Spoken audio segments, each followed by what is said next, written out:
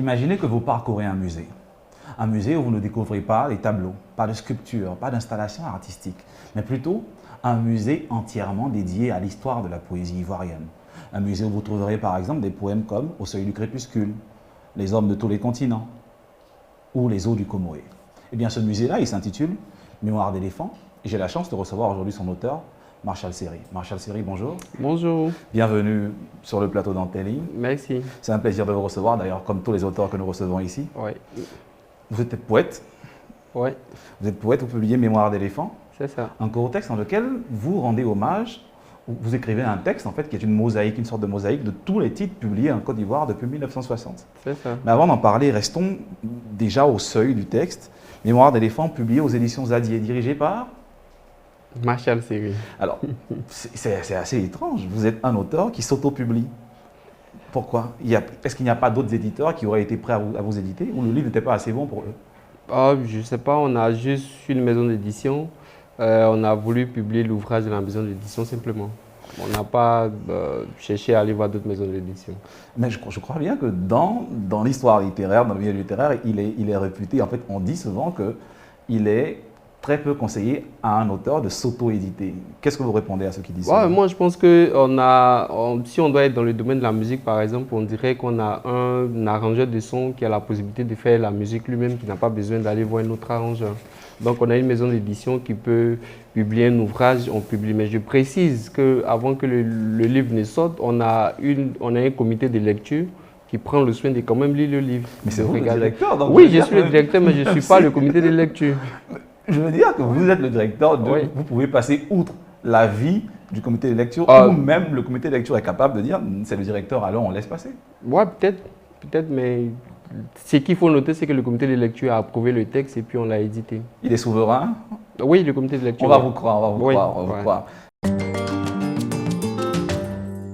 Alors, déjà, d'entrée de jeu, je pense à l'épigraphe, vous écrivez « La verve des mortels est vie de moustique, mais le verbe du poète est gestation d'éléphante et renommée de dinosaure. » Donc, il y a d'un côté la parole des mortels, c'est ça, et de l'autre la parole des poètes. C'est ça.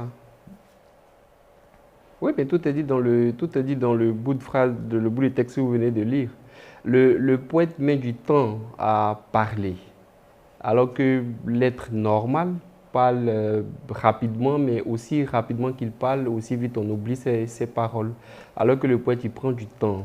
Avant que sa parole ne jaillisse, et quand elle sort, c'est pour...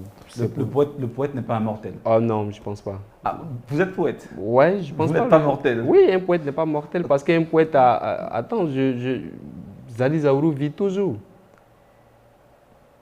Paul Haïzy vit toujours. Ouais, parce que les poètes ne meurent pas. Ils écrivent des textes, ils publient des ouvrages qui sont immortels. Donc, je considère que le poète ne meurt pas. Et leur parole est plus sacrée que celle des humains? Je pense, oui, c'est mon avis. J'espère que les lecteurs seront d'avis avec. Oui, c'est mon avis. N'oubliez pas, pendant l'émission déjà, courez vers les librairies, allez acheter Mémoire d'éléphant de Marshall Seri qui affirme que les poètes ont une parole qui est plus sacrée que celle... Oui, c'est mon avis. On pourra en reparler. Donc, Mémoire d'éléphant, c'est un poème au long cours. Oui, c'est ça. Pourquoi le choix de la poésie?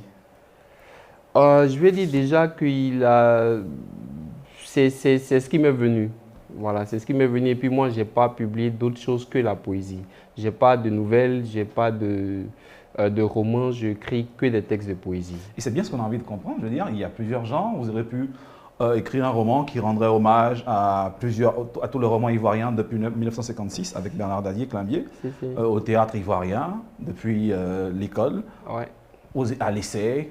Pourquoi la poésie particulièrement? Est-ce qu'il y a quelque chose de l'ordre de biographique dans le choix de la poésie? Peut-être, mais je pense que je me sens plus poète. J'ai plus senti le texte dans le registre de la poésie, c'est pour ça que je l'ai publié comme ça. Mais comme vous le dites, on a à l'idée de pouvoir peut-être écrire des nouvelles, pourquoi pas, avec un catalogue des recueils de nouvelles qui ont été publiés en Côte d'Ivoire depuis des lustres jusqu'à maintenant. On pourrait s'essayer, mais pour le moment, on est poète. Vous êtes poète. Comment vous rencontrez la poésie? Je vais dire, j'ai connu la poésie, la littérature de façon générale en classe de 3e. En vacances chez maman, elle avait un carton de livres assez poussiéreux, puis moi je prenais plaisir à lire. Et donc, en classe de seconde, je me retrouve en seconde A, on étudie Baudelaire, on étudie les auteurs français, africains, tout ça. Je veux dire, on rentre de plein pied dans la littérature. C'est comme ça qu'on commence à tomber amoureux de la littérature. Et j'ai un ami, Calice Vallée, là-haut, que je salue déjà. Et avec lui, on était les deux premiers de la classe en français. On était premiers de la classe en français, donc on a initié une sorte de concours entre nous. Chaque matin, on écrit un poème pour montrer à l'autre, voilà ce que j'ai écrit.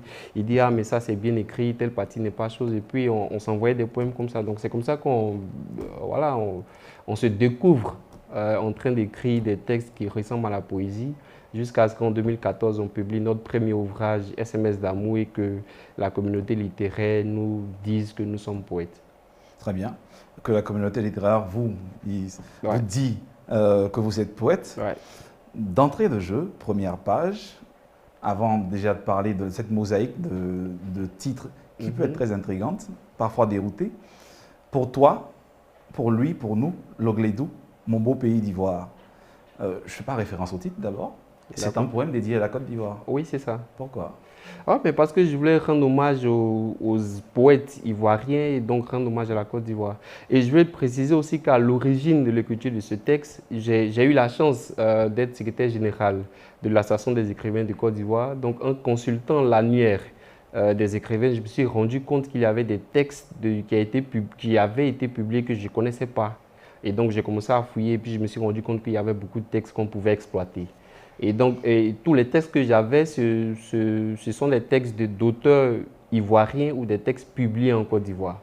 Et donc, pour écrire ce texte-là, je me suis limité seulement qu'à la Côte d'Ivoire. Mais je vais dire, on a d'autres projets avec d'autres projets similaires avec des titres publiés dans d'autres pays de l'Afrique de l'Ouest francophone. Ah, donc vous voulez rééditer l'exploit? Oui, on a une bonne centaine de titres, par exemple sénégalais. Et donc à la langue, je pense que vous allez faire des mémoires d'éléphants, des mémoires de crocodiles, des mémoires de caïmans pour tous les pays africains. Peut-être.